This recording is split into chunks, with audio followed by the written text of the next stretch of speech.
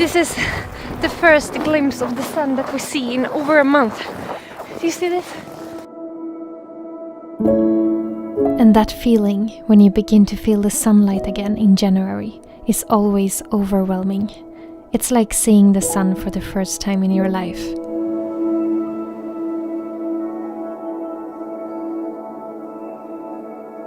Even if it can be hard sometimes with these kinds of light conditions, I really love it and I would never want to change it. I think the light is never as beautiful as it is during these most extreme times of the year. When it's summer, I usually change my rhythm and stay up all nights and then sleep in the forenoon instead.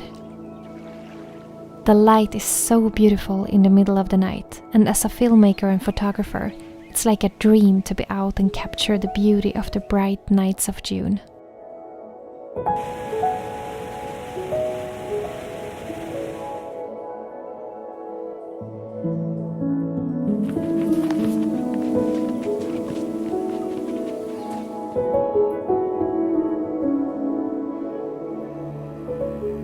And then in the winter, even if we don't get so much sunlight, we at least get a few hours of twilight during the day. And that light is the most beautiful kind of daylight that I know. It's like experiencing a long sunrise without a sun.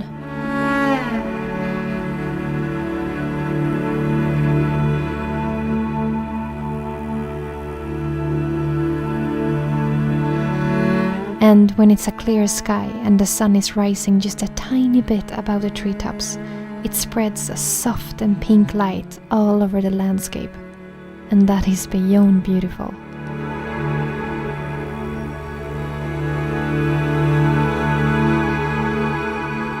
Around 3 in the day, it's already getting dark, and it makes the evenings feel never-ending.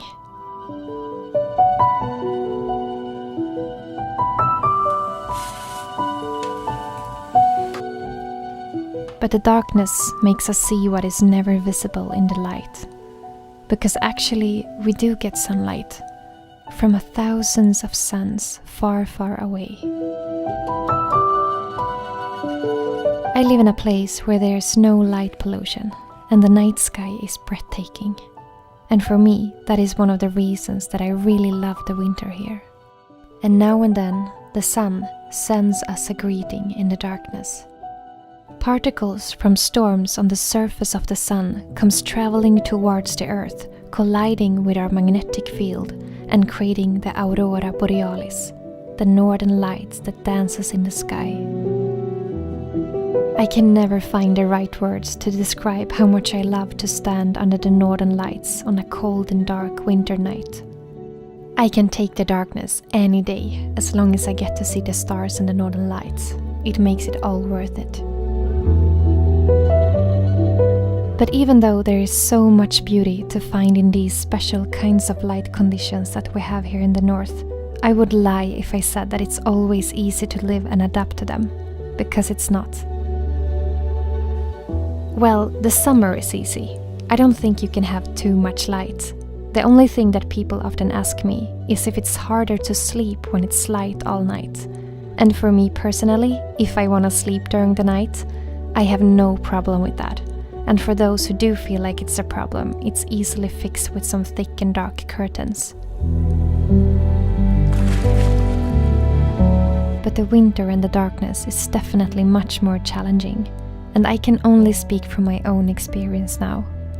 The lack of sunlight makes me more tired, and during the darkest and coldest months, between November and March, I sometimes struggle to keep the energy up. It's harder to get up in the morning when it's dark outside. Our body naturally want to wake up with the sun. And in the afternoon, I often get confused with the time, since the darkness makes it feel like it's much later than it actually is. And the lack of daylight makes me struggle more as a filmmaker, since I only have 1 hour of good light to film in a day, compared to the 24-hour of good light in the summer. So the darkness, combined with the cold, make things a bit more challenging. And I know I'm not the only one struggling to keep up the energy during this time of the year.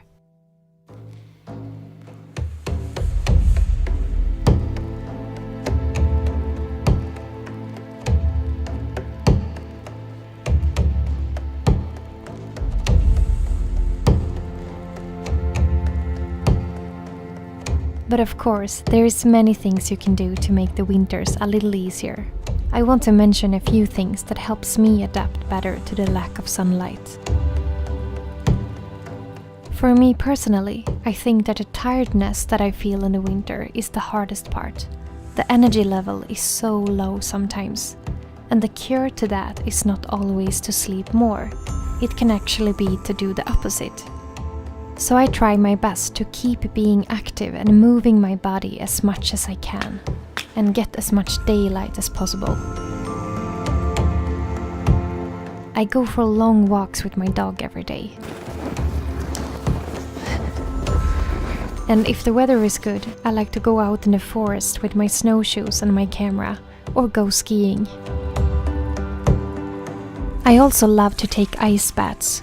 It's something I started doing a few years ago, combined with breathing exercises using the Wim Hof method, and it has become my favorite way of boosting myself with new energy when I need it the most.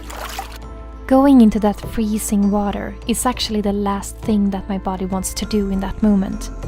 But putting myself into that kind of discomfort is awakening something in me that helps me reset my body. Believe it or not, but cold swims and cold showers has many good health benefits. It's not for everyone, of course, and it's important to get knowledge before trying an ice bath if you have never done it before. But for me, it has been a great source of energy and joy during the winter time. So, I really feel a big difference in my energy levels in the winter when I move my body in some way. It doesn't need to be a full workout, but just something, a little every day, that makes you feel alive. When we can't get enough energy from the sun, I think it's even more important to make sure that we get enough energy and nutrition from our food. Nature has so much to give us in the summer that we can harvest and save for the winter when we need it the most.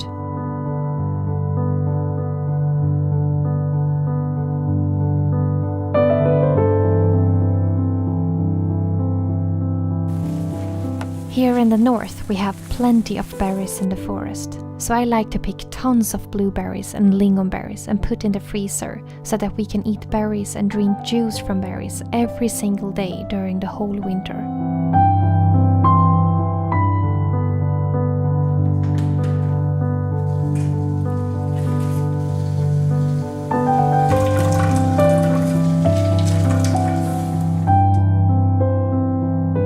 I also like to pick different herbs that are good for our health and dry them to make my own tea for the winter. One of my favorite teas to drink when it's cold and dark outside is simply made out of birch leaves. I pick them just as they begin to bloom in the spring, while they are still small and light green. And the tea smells and tastes just like how it smells like in the spring. And in the middle of the winter, I think it feels so comforting to have a piece of the spring to remind you of the wonderful time to come when everything is blooming and the birds are singing again. And of course, I also take vitamin D supplements since we don't get anything from the sun in many months. Even though that would never replace the sun, I believe it can help a little bit. The list of things you can do to handle the darkness is endless. These were just to mention a few. But I think that the most important thing of all is to accept and adapt to the cycles of nature. I definitely feel a big difference in the energy during summer and winter, both in nature and in myself. And that doesn't mean that it's right or wrong, it's just different. I think the winter and the darkness can cause a lot of unnecessary suffering when we are trying to force ourselves to feel the same as we do in the summer. It's okay to feel tired. It's okay to feel lack of inspiration, and it's okay to need more sleep and to let things slow down.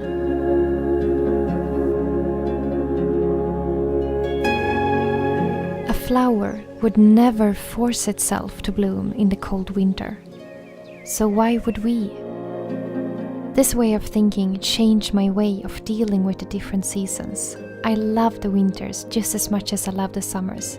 They both have their own benefits and challenges. And I think it gets much easier when we let go and accept what we feel instead of fighting it, and accept the cycles in nature and the cycles in ourselves and learn to live at it, like a dance.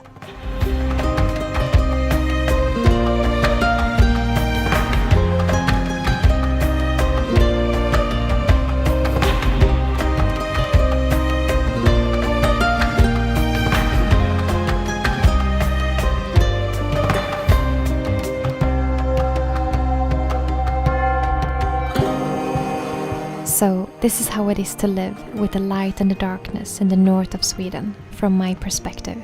The extreme contrasts in light also creates a bigger contrast to the seasons, and they all have their own beauty. I love the constantly changing seasons, and that you can see and feel how the light changes a little bit for every single day that goes by. The beautiful balance of light and darkness is my greatest source of inspiration, and it makes every day feel new and different.